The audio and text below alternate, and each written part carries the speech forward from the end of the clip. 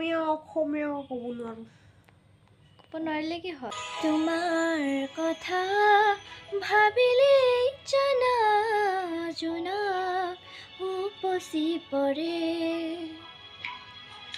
বুকুৰ সিপাৰে এহেজাৰ গোলাপে ৰঙা ৰঙা কলি মেলি ছায়া হৈ অহা এবাৰ কাষৰলে দি থকতেনে লাগে আহিবলে সপোনত আহা এবাৰ কাষৰলে তোমাৰ কথা ভাবিলেই জানা জোনা উপচি পৰে